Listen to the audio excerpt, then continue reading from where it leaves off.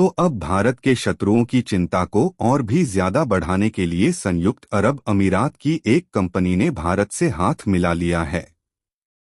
यहां हम बात कर रहे हैं यूएई की defence production age group company की, जो कि भारत को स्मार्ट वेपन्स के प्रोडक्शन की टेक्नोलॉजी ट्रांसफर करने के लिए तैयार हो गई है। यानी कि एक तरफ तो भारत की डिफेंस मैन्युफैक्चरर कंपनियां खुद खतरनाक वेपन्स और मिसाइल्स के नए नए इनोवेशन और डेवलपमेंट कर रही हैं, वहीं दूसरी तरफ अब यूएई भी भारत को एक ऐसे मिसाइल के प्रोडक्शन की टेक्नोलॉजी ट्रांसफर करने जा रहा है जो कि भारत में जो फाइटर जेट डेवलप किया जा रहा है उनके फायरिंग के लिए काफी ज्यादा यूजफुल है। यहां तक कि यूएई की defence manufacturing company age group Bharat के साथ मिलकर भी काम करना चाहती है, और देखा जाए तो ये वही कंपनियां हैं जो अब से कुछ ही साल पहले भारत के साथ मिलकर डिफेंस सेक्टर में काम नहीं करना चाहती थी। लेकिन समय ने पलटा खाया और अब यही कंपनियां भारत के साथ डिफेंस मैन्युफैक्चरिंग के मामले में काम भी करना चाहती हैं और अपनी टेक्नोलॉजी भी भारत को ट्रांसफर करने के लिए तैयार है। पूरी अपडेट क्या है इस वीडियो में समझते हैं, लेकिन आगे बढ़ने से पहले यूएई की एक कंपनी भारत को नई मिसाइल की टेक्नोलॉजी ट्रांसफर कर रही है जो कि भारत के लिए काफी ज्यादा यूजफुल है। उसके लिए वीडियो को एक लाइक करके चैनल को सब्सक्राइब जरूर रख लीजिए, क्योंकि आपके लिए 1 सेकंड का काम है, लेकिन इससे हमारी काफी बड़ी मदद होती है। देखिए, यूएई जो कि मिडिल ईस्ट का एक देश है जिसके पास डिफेंस मैन्युफैक्चरिंग के लिए टेस्ट और अत्याधुनिक टेक्नोलॉजी मौजूद है, और देखा जाए तो भारत और यूएई के ट्रेड रिलेशंस भी पहले से ही काफी अच्छे रहे हैं। आपको बता दें, अभी तक यह देश डिफेंस के मामले में किसी भी टेक्नोलॉजी को भारत की कंपनियों को ट्रांसफर नहीं करना चाहते थे, लेकिन समय ने पलटा खाया और अब वह समय आ गया है कि भारत एक तरफ जहां डिफेंस के मामले में नए नए इनोवेशन कर रहा है, वहीं अब यूएई की एक defence manufacturing company age group ने मिसाइल प्रोडक्शन की नई टेक्नोलॉजी को भारत में देने के लिए तैयार हो गया है। जहां हाल ही में एक खबर निकलकर आई कि यूएई की एज ग्रुप एलटेक नामक स्मार्ट वेपन्स, जो कि अत्याधुनिक टेक्नोलॉजी से लैस मिसाइल है, उसकी टेक्नोलॉजी भारत को ट्रांसफर कर रही है, जिससे अब इस मिसाइल को भारत में लोकली प्रोड्यूस किया जाएगा।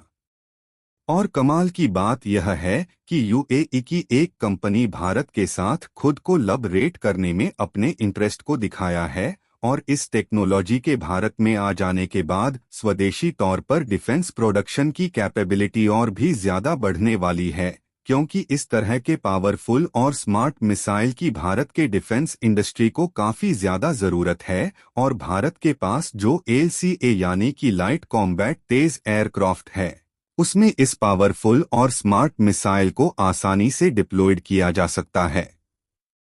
भारत के यह मल्टी रोल वाले फाइटर जेट यानी कि लाइट कॉम्बैट एयरक्राफ्ट की फायरिंग पावर पहले से ज्यादा बढ़ने के साथ साथ सटीक टारगेट पर पहुंचने के चांसेस भी पहले से कई गुना ज्यादा बढ़ने वाले हैं। और भारत के तेजस एयरक्राफ्ट की बात की जाए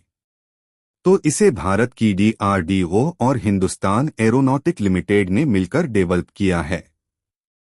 हालांकि इसमें जीस मिसाइल का उपयोग किया जा रहा था, वह भी अभी तक भारत में ही डेवलप की जा रही थी, लेकिन अब यूएई भारत को जीस मिसाइल की टेक्नोलॉजी दे रहा है। यह मिसाइल भारत की मिसाइल से एडवांस और स्मार्ट है। भारत और यूएई के बीच इस डील को देखा जाए तो इसमें यूएई की एज ग्रुप और भारत की बीडीएल यानी कि भारत डायनामिक्स लिमिटेड के बीच फाइनल हुई है, जिसमें भारत और यूएई दोनों का फायदा होने वाला है। हालांकि देखा जाए तो इसके अलावा एज ग्रुप और हिंदुस्तान एरोनॉट लिमिटेड पहले से ही एल्ट्रिक मिसाइल को जॉइंट वेंचर में डेवलप कर रही हैं, फिर भी अभी तक इसे डेवलप करने की टेक्नोलॉजी भारत के पास नहीं है। लेकिन अब यूएई की यह कंपनी भारत डायनामिक लिमिटेड को देने के लिए तैयार हो गई है। आपको बता दें कि इंडियन डिफेंस में इस्तेमाल होने वाले एयरक्राफ्ट और फाइटर जेट की टेक्नोलॉजी जी को इंटीग्रेट करने पर भारत की कंपनियां काफी लंबे समय से जुटी हैं। फिर भी अभी तक इसकी टेक्नोलॉजी इंटीग्रेटेड नहीं हो पाई थी। लेकिन जानकारों का यह मानना है कि इसी साल यानी कि 2024 के अंत तक हम फाइटर जेट और एयरक्राफ्ट की मैन्युफैक्चरिंग टेक्नोलॉजी को पूरी तरह से इंटीग्रेटेड कर लेंगे, जिससे कि भारत की सेल्फ डिपेंडेंसी बरकरार रहे और दूसरे देशों की कंपनियों के साथ जॉइंट वेंचर में कम से कम वर्क करना पड़े। इसके अलावा हाल ही में एक खबर निकलकर आई कि भारत की DRDO यानी कि defence research and development organisation Bharat में जो भी MP2 फाइटिंग व्हीकल्स है उन्हें अपग्रेड करने जा रही है, क्योंकि भारत के पास इस समय लगभग 1700 की संख्या में भी MP2 फाइटिंग व्हीकल्स हैं। अगर भी MP2 फाइटिंग व्हीकल्स की बात की जाए तो यह बैक टैंक की तरह ही व्हीकल्स होते हैं जिनका इस्तेमाल युद्ध मैदानों में किया जाता है, और इस समय भारत के पास लगभग 1700 MP2 फाइटिंग व्हीकल्स मौजूद हैं, जिनमें से ज्यादा रूस से खरीदे गए हैं। हालांकि साल 2020 में भारत की कंपनियों ने भी MP2 व्हीकल्स के डेवलपमेंट पर काम किया था, जिससे इनमें से कुछ फाइटिंग व्हीकल भारत में प्रोड्यूस किए गए हैं। अगर लेटेस्ट रिपोर्ट को देखें तो इसकी पावर को और भी ज्यादा बूस्ट करने के लिए भारत की DRDO अब इसे अत्याधुनिक टेक्नोलॉजी से अपग्रेड करने जा रही है। आपको बता दें कि भारत के पास जो ज्यादातर MP2 फाइटर व्हीकल है वह बेंगलुरु बेस्ड पिनाका एरोस्पेस के द्वारा मैन्युफैक्चर किए गए हैं, जबकि बाकी के फाइटर व्हीकल रूस से खरीदे गए हैं। लेकिन अब इसमें जो मेजर चेंज किया जाएगा वह DRDO के द्वारा किया जाने वाला है, जिसमें सबसे पहले इसके इंजन को बदल करके भारत में डेवलप किए जा रहे इंजन को लगाया जाएगा, ताकि इसकी परफॉर्मेंस बेहतर होने के साथ साथ उनकी फायर कैपेसिटी भी बढ़ जाए। क्योंकि अभी तक भारत ज्यादातर व्हीकल्स और टैंक में इस्तेमाल होने वाले इंजन जर्मनी और रूस से खरीदता था, लेकिन जर्मनी ने टैंक्स में इस्तेमाल होने वाले इंजन को देने से मना कर दिया। तो इस समय भारत में खुद टैंक और व्हीकल्स में इस्तेमाल होने वाले इंजनों को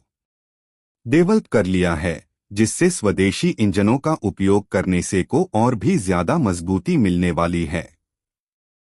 इसके अलावा इन फायर व्हीकल्स में नाइट विजन कैपेबिलिटी और बैलिस्टिक फायर कंट्रोल सिस्टम को भी इंप्रूव किया जाएगा, जिससे इनको अंधेरे के समय भी फायरिंग के लिए इस्तेमाल किया जा सकता है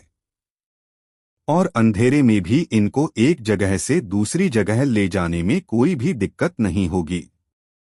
और वैसे भी इस समय जो टैंक्स भारत में बनाए जा रहे हैं उनकी नाइट विजन कैपेबिलिटी को काफी है रखा जा रहा है, जिससे अंधेरे की सिचुएशन में इनको एक जगह से दूसरी जगह ले जाने में कोई भी दिक्कत न आए।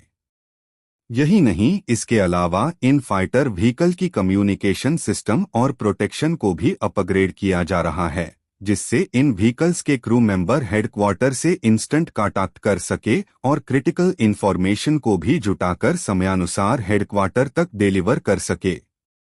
और इसकी जो प्रोटेक्शन कैपेसिटी है वह भी अपग्रेड की जाएगी, जिससे नॉर्मल गोला बारूद का प्रभाव इन फाइटर व्हीकल्स पर ना पड़े। आपको इस पर क्या कहना है? कमेंट में जरूर बताएं।